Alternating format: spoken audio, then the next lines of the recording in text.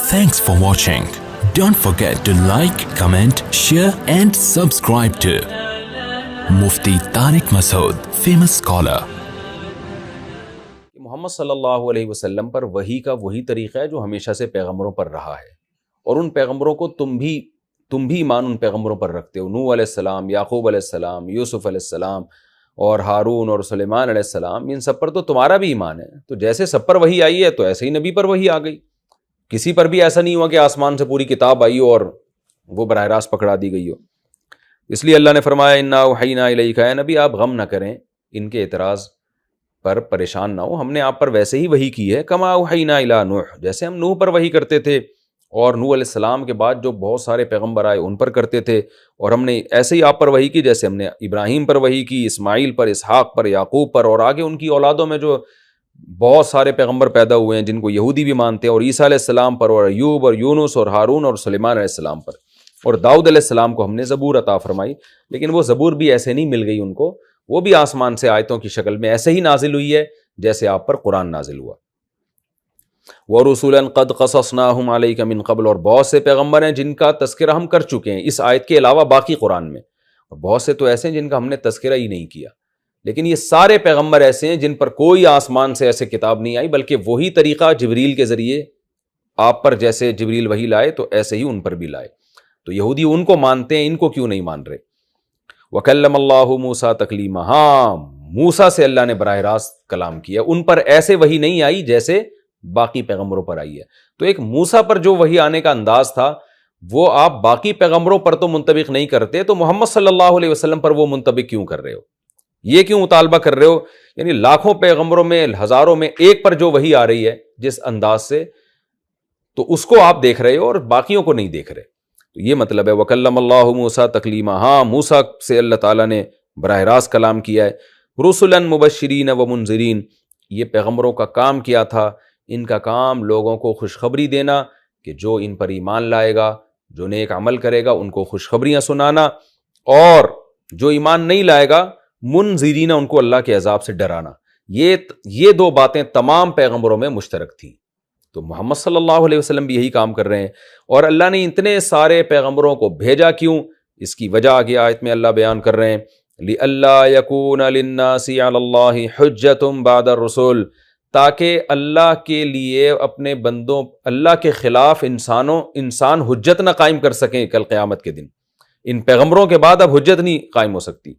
دیکھیں دو طرح کی برائیاں ہوتی ہیں، کچھ برائیاں ایسی ہوتی ہیں جو ہمیں عقل سے پتہ ہے کہ یہ بری ہیں، جیسے چوری کرنا، جھوٹ بولنا، ان پر تو سزا آخرت میں ملتی چاہے پیغمبر دنیا میں نہ بھی آتے۔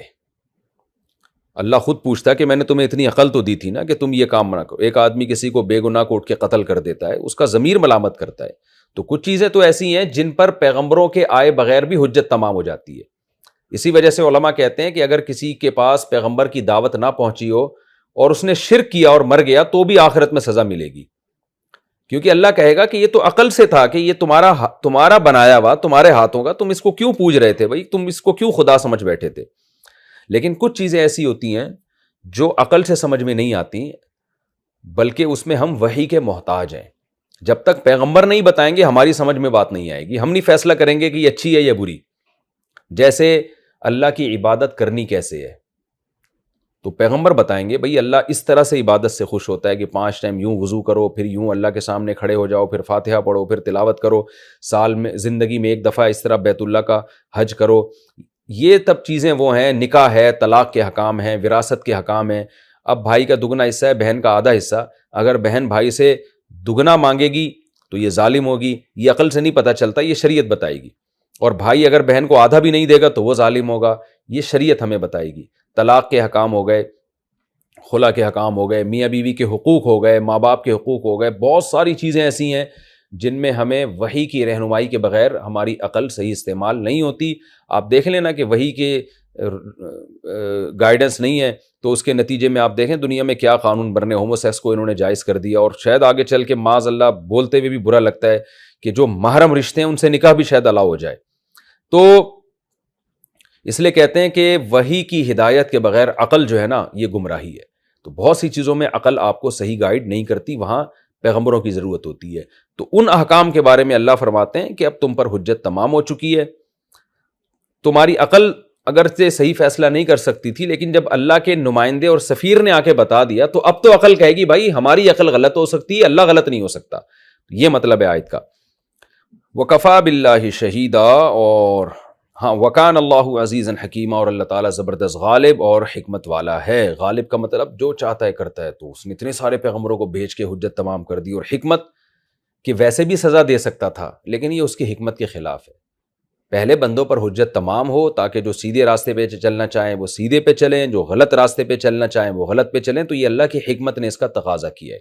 ایسے ہی اٹھا کے لوگوں کو جنت میں ڈال دینا، یہ سب کو ویسے ہی اٹھا کے جہنم میں ڈال دینا، اللہ کی حکمت اس کا تقاضا نہیں کر رہی تھی. حکمت یہ تھی کہ آزمائش ہو، اور پھر لوگ جو کامیاب ہوں وہ جنت میں جائیں، جو ناکام ہوں وہ جہنم میں جائیں. یہ مطلب ہے حکیمہ ہونے کا. لیکن اللہ گواہی دیتا ہے کہ جو کچھ اس نے آپ پر نازل کیا وہ اپنے علم کے مطابق نازل کیا ہے، یعنی وہ صحیح نازل کیا ہے بالکل، کیونکہ اللہ کا علم غلط نہیں ہو سکتا. یہ لیکن کا مطلب یہ ہوتا ہے، دیکھیں ہم بھی جب اردو میں استعمال کرتے ہیں نا لیکن، تو کیا مطلب پیچھے کوئی بات ہم نے کی ہوتی ہے، اس سے ایک پیغام اس میں چھپا ہوا ہوتا ہے تو اس کی ہم نفی کر رہے ہوتے ہیں. اس کی میں ایک مثال دیتا ہوں کہ میں آپ سے یہ کہتا ہوں کہ بھائی آپ مجھ سے جب چاہو جتنا چاہو قرضہ مانگو، ایک مثال دے رہا ہوں، یا آپ مجھ سے جب چاہو ملاقات کے لیے آ جاؤ، میں آپ کے لیے بیٹھا ہوا ہوں. اس سے ایک دم ایک وہم جائے گا کہ ایسا نہ ہو کہ رات 2 بجے آ جائیے. حالانکہ رات کا ٹائم تو خود بخود مستثنا ہوتا ہے نا. یہ جب بھی ہم کسی کو کہتے ہیں بھائی آپ جب چاہو ملاقات کے لیے آؤ، تو مطلب صبح آؤ، دوپہر آؤ، شام آؤ. یہ مطلب تو نہیں ہوتا کہ آپ رات کے 2:30 بجے آ جائیں، تو سونے کا ٹائم ہے. تو یہ وہم ہو سکتا تھا میری بات سے، تو میں اس وہم کی نفی کے لیے کہتا ہوں لیکن بھائی یہ میں بتا دوں کہ سونے کے ٹائم میں نہیں آئیے گا آپ. تو یہ لیکن کا لفظ اس کو عربی میں کہتے ہیں استدراک کے لیے، کہ ایک بات پہلے آپ نے کی ہے اس سے ایک وہم ہو رہا ہے، تو اس وہم کی نفی کے لیے. اس کی مثال ایسے جیسے فقہا کہتے ہیں، جیسے نحو کے علماء کہتے ہیں جو عربی گرامر کے، کہ عربی میں لفظ استعمال ہوتا ہے جاءنی القوم الا حمارا، میرے پاس پوری قوم آئی مگر گدھا نہیں آیا. سوال پیدا ہوتا ہے کہ گدھا تو قوم میں داخل ہی نہیں ہے تو اس کو نکالا کیوں جا رہا ہے قوم سے؟ تو بھائی ایک وہم پیدا ہو رہا تھا، جب قوم آئے گی تو تمام لوازمات کے ساتھ آئے گی نا. تو پہلے زمانے میں جب قوم آتی تھی گدھوں پہ سوار ہو کے آتی تھی، گھوڑوں پہ سوار ہو کے آتی تھی، کچھ پیدل آتے تھے. تو وہم ہو رہا تھا کہ جب قوم آئے گی تو ان کے گدھے بھی ساتھ ہی ہوں گے، تو بتا دیا اللہ ہمارا نہیں، گدھے نہیں ہیں. تو یہ ایک وہم کا ازالے کے لیے بھی. تو یہاں بھی لیکن کا مطلب کیا ہوا کہ اللہ نے پوری بات واضح کر دی کہ ہم نے تمام پیغمبروں کو بھیجا، سب پہ وہی نازل کی، اور یہ وہی ایسے ہی کی جیسے آپ پر کی ہے. تو اس سے تو آپ کی نبوت ثابت ہو چکی ہے. اب تو یہودیوں کو کہنا چاہیے بھائی ٹھیک ہے مان لیا، پھر بھی نہیں مانتے. اب جب نہیں مانتے تو اے نبی آپ غم نہ کریں، کیونکہ اللہ بہرحال گواہی دے رہا ہے کہ جو آپ پر نازل ہوا وہ ٹھیک نازل ہوا ہے، اللہ کے علم کے مطابق نازل ہوا، اور فرشتے بھی گواہی دے رہے ہیں. تو ان دونوں کی گواہی آپ کے لیے کافی ہے. آپ کو ان یہودیوں کے اور غیر مسلموں کے طعنوں سے پریشان ہونے کی ضرورت نہیں ہے. تو یہ مطلب ہے. لیکن اللہ یعنی اس سے گویا یہ وہم ہو رہا تھا کہ اب تو سبھی مان جائیں گے، مگر پھر بھی نہیں مان رہے، تو اس سے نبی کو غم ہو رہا ہے. تو اللہ بتا رہے ہیں کہ آپ یہ غم نہ کریں. کیوں؟ اس لیے کہ اللہ تو اس بات کی گواہی دے رہا ہے کہ جو کچھ اللہ نے نازل کیا وہ درست نازل کیا ہے، اور اللہ کی گواہی آپ کے لیے کافی ہے. اور ان کو دھمکی دی جا رہی ہے کہ جو نہیں مان رہے اتنی واضح دلائل کے بعد بھی، اللہ فرما رہے ہیں ان الذین کفروا، وہ لوگ جو کافر ہو گئے، وصدوا عن سبیل اللہ، اور اللہ کے راستے سے روکتے ہیں. کیونکہ اہل کتاب کافر بھی تھے اور دوسروں کو بھی اسلام میں آنے سے روک رہے تھے. تو فرمایا قد ضلوا ضلالا بعیدا، یہ لوگ بہت حق سے بہت دور کی گمراہی میں پڑے ہوئے ہیں. ان الذین کفروا وظلموا، جنہوں نے کفر کیا اور ظلم کیا، یعنی لوگوں پر ظلم. وجہ اس کی ہے کہ ان کے کفر کی وجہ سے دوسرے بھی ایمان میں داخل نہیں ہو رہے، تو یہ لوگوں پر ظلم ہے. جو ظلم کیا، لم یکن اللہ لیغفرہم، اللہ ان کی ہرگز مغفرت نہیں، اللہ ایسا ہے ہی نہیں کہ ان کی مغفرت کرے. ولا لیہدیہم طریقہ، اور اللہ ایسا ہے ہی نہیں کہ ان کو راستہ دکھائے، یعنی جنت کا راستہ.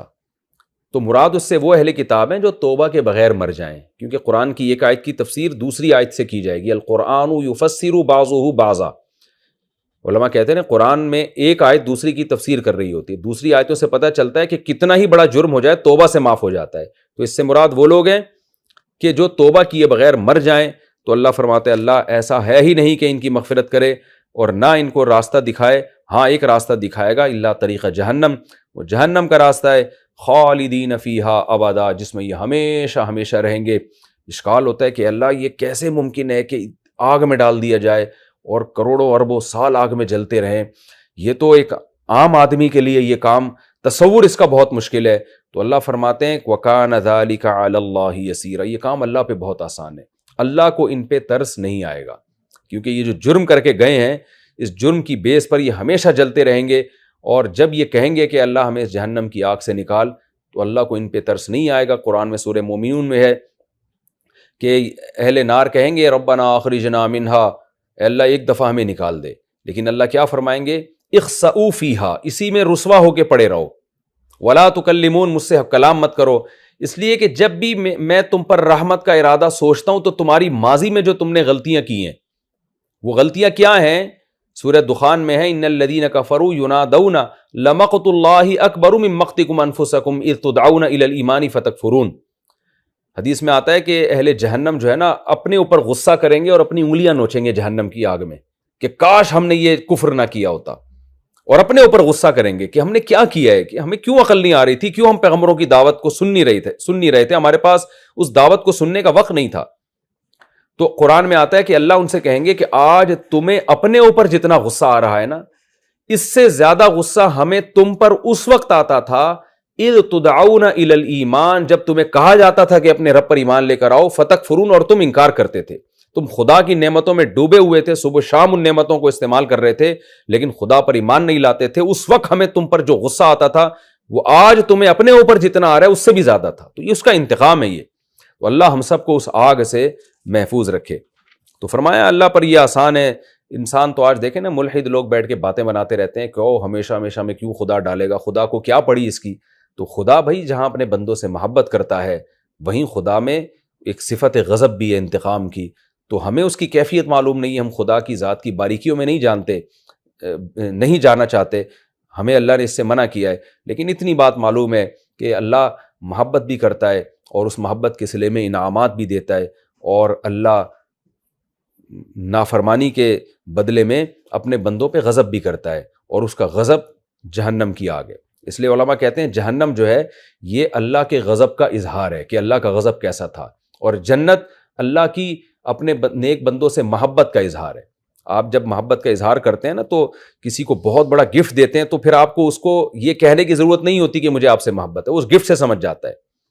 اور جب آپ کسی سے نفرت کرتے ہیں تو بعض دفعہ اسے ایسی سزا دیتے ہیں کہ اب آپ اس کو یہ بتانے کی ضرورت نہیں ہوتی کہ آئی ہیٹ یو، مجھے آپ سے نفرت ہے، وہ عمل بتا رہا ہوتا ہے۔